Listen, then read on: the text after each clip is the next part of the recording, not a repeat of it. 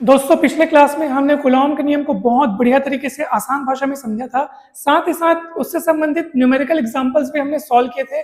तो उस वीडियो को आप लोग जरूर देखिएगा। वो वीडियो आपको प्लेलिस्ट में मिल जाएगा और उसका लिंक मैं डिस्क्रिप्शन में भी दे दूंगा। दोस्तों आज की इस वीडियो में हम एक बहुत ही बेसिक कंसेप्ट, एक बहुत बेसिक डेफिनेशन जो कि सभी जगहों पे, लगभग सभी जगहों पे इस्तेमाल होती है, चाहे आप विद्युत क्षेत्र पढ़ो, चाहे विद्युत विभव पढ़ो, चाहे विद्युत धारिता पढ़ो, मतलब ये चीज बहुत इंपॉर्टेंट है और वो है परावैद्युतांक अर्थात डाइलेक्ट्रिक कांस्टेंट। तो अब जैसा कि मैंने आपको बताया कि ये आपको अभी कूलॉम के नियम जब हम लोग पढ़े तो वहां पे भी आपको मिली। आगे चल करके जब हम लोग विद्युत क्षेत्र की तीव्रता, विद्युत विभव, विद्युत धारिता, ये सारी चीजें जब पढ़ेंगे ना तो ये बार बार इस्तेमाल होगा और उनकी डेफिनेशंस भी उन टर्म्स में अलग अलग तरीके से लिखी गई है। ये चीज वही है, लेकिन जब हम लोग विद्युत विभव पढ़ते हैं तो उसके हिसाब से वहां पे अलग तरीके से लिखा गया है। तो अलग अलग जगहों पे अलग अलग लिखी है। परीक्षा में अगर प्रश्न आता है तो आप बिल्कुल स्वतंत्र बिंदास है, आप कोई भी डेफिनेशन लिख सकते हैं। हाँ, लेकिन अगर मान लीजिए परावैद्युतांक के साथ कोई सामने में और कुछ जोड़ दिया कि भैया विद्युत विभव क्या है, जब मतलब माध्यम हो या वायु या निर्वात हो उस समय विभव का सूत्र क्या क्या होगा, परावैद्युतांक को समझाइए। तब आप परावैद्युतांक की जो डेफिनेशन है ना वो विभव वाले कंसेप्ट के हिसाब से देना तो ज्यादा अच्छा रहेगा, क्योंकि विभव वाला क्वेश्चन पूछा हुआ है। तो बिल्कुल आसान है, घबराना नहीं है, आप समझ जाएंगे कि कब क्या करना है। मैं आपको अभी समझा देता हूँ, ठीक है। मान लीजिए दो बिंदु आवेश है Q1 Q2, बहुत सरल है दोस्तों। आप बस कुछ ही समय रुक जाइए, कुछ सेकंड में आपको सब कुछ क्लियर हो जाएगा। दो बिंदु आवेश है Q1 Q2, दोनों के बीच की दूरी मान लो R है, ठीक है। अब देखो कूलॉम के नियम के अनुसार यदि मान लीजिए दोनों के बीच फिलहाल वायु या निर्वात है, मतलब कोई अन्य माध्यम नहीं है, तब ऐसी स्थिति में दोनों के बीच लगने वाला बल जो है वो होता है 1/4πε0, 1/4πε0 Q1 Q2/r²। और मान लीजिए इन दोनों के बीच कोई माध्यम है, ठीक है, मान लो पानी है, कांच है, या मोम है, या कपास है, या लकड़ी है, कुछ भी है, तब ऑब्वियस सी बात है कि दोनों आवेशों के मध्य लगने वाला बल कम हो जाएगा। ये एकदम तय है, ठीक है। क्यों कम हो जाएगा, देखो मान लो ये Q1 आवेश है, ये Q2 आवेश है, अभी दोनों के बीच कुछ नहीं है, वायु या निर्वात है, तो दोनों एक दूसरे को ज्यादा अच्छे से बल लगा पाएंगे। आकर्षण या प्रतिकर्षण वो बात की बात है, लेकिन ज्यादा अच्छे से बल लगा पाएंगे, बल रेखाएं इजिली गुजरेंगी क्योंकि बीच में खाली है, कुछ नहीं है। अब मान लो दोनों आवेशों के मध्य पानी है या कुछ कपास है या कुछ और चीज है, तब ऐसी स्थिति में क्या होगा, दोनों के बीच लगने वाला बल कुछ हद तक कम हो जाएगा, क्योंकि उनके बीच में जो चीज उपस्थित है ना, ठीक है। जैसे मान लीजिए इनके बीच में पानी आ गया, तो पानी क्या करेगा, इनके बीच लगने वाले बल को थोड़ा कम करेगा, क्योंकि पानी के अणु बीच में टांग अड़ाएंगे ना दोस्तों। ये ठीक वैसे है जैसे किसी मैदान में यहाँ पर पुलिस है, ये चोर है, अब बीच में एकदम खाली जगह है, तो पुलिस तुरंत जाके चोर को पकड़ सकती है आसानी से। अब मान लीजिए यही चोर पुलिस किसी मेले में बहुत भीड़ भाड़ वाली जगह पे है, अब उनके बीच बहुत सारे लोगों की भीड़ है, पुलिस ने चोर को देख लिया, लेकिन पकड़ना थोड़ा मुश्किल है, क्योंकि पुलिस को एकदम भीड़ को चीरते हुए आगे बढ़ना पड़ेगा एकदम, तब तक तो चोर भाग जाएगा। तो आप समझ रहे होंगे कि बीच में अगर कोई चीज आती है तो जैसे इनके बीच में कुछ रहेगा तो दोनों के बीच लगने वाला बल कम हो जाएगा।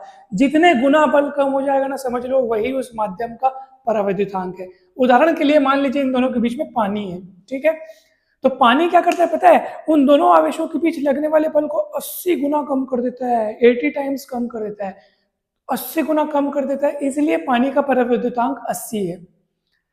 तो हर पदार्थ का परावैद्युतांक अलग होता है, किसी का 5, किसी का 10, किसी का 2, किसी का 3।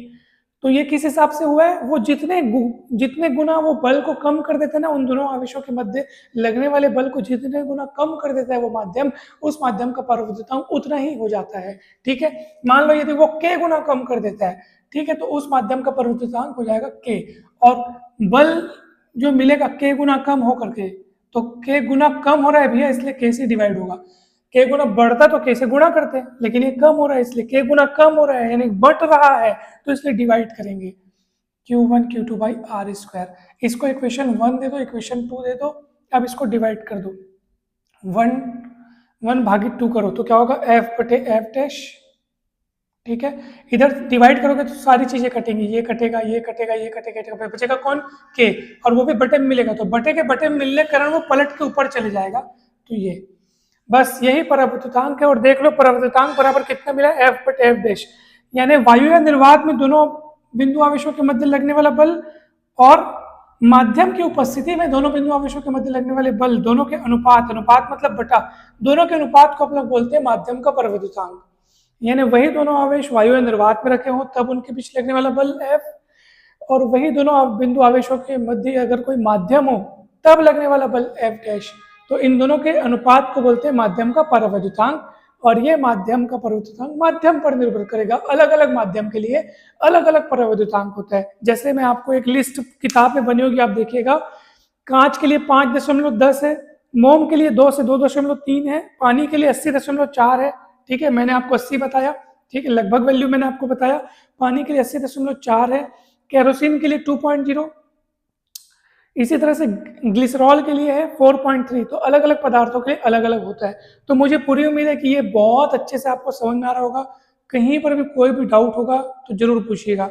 ठीक है, प्रत्येक पदार्थ का परावैद्युतांक 1 से अधिक होता है और धातु का परावैद्युतांक अनंत होता है। ये दो महत्वपूर्ण कंसेप्ट सदा के लिए अपने दिमाग में बसा लो। ऑब्जेक्टिव क्वेश्चन या फिल इन द ब्लैंक्स के रूप में आ सकते हैं कि धातु का परावैद्युतांक कितना होता है, अनंत, याद रखिएगा। और हर पदार्थ का परावैद्युतांक क्या होता है, 1 से ज्यादा होता है। ये मैं आपको यहाँ पर इंपॉर्टेंट कंसेप्ट के रूप में बताना चाहता हूँ दोस्तों। ठीक, अच्छा एक और बात, परावैद्युतांक का कोई मात्रक होता है क्या? बिल्कुल नहीं, परावैद्युतांक का कोई मात्रक नहीं होता, क्योंकि वो आप खुद देखो ना, बल बटा बल, ये भी बल है वो भी बल है, तो न्यूटन न्यूटन कट कुटी कैंसिल हो जाएगा ना। तो परावैद्युतांक का ना तो कोई मात्रक होता है ना तो कोई विनी सूत्र होता है, ये केवल एक अंक होता है जो हर माध्यम के लिए अलग अलग होता है। ठीक है, परावैद्युतांक नाम में देखो, परावैद्युत अंक, परावैद्युत जो विद्युत का विरोध करता है, परावैद्युत अंक, तो नाम से इसका डेफिनेशन आसानी से समझ में आ जाएगा दोस्तों। तो चलिए, मुझे पूरी उम्मीद है कि ये डेफिनेशन, ये सारी चीजें आपको अच्छे से समझ में आई होंगी दोस्तों। वीडियो अच्छा लगे तो जरूर लाइक करें, चैनल को सब्सक्राइब कर वीडियो को जरूर शेयर कीजिएगा। मैथ्स, फिजिक्स, केमिस्ट्री की संपूर्ण तैयारी तो ये चैनल आपको बहुत मदद करेगा, चाहे आप किसी भी कक्षा में हो या किसी भी कॉम्पिटेटिव एग्जाम की तैयारी कर रहे हो।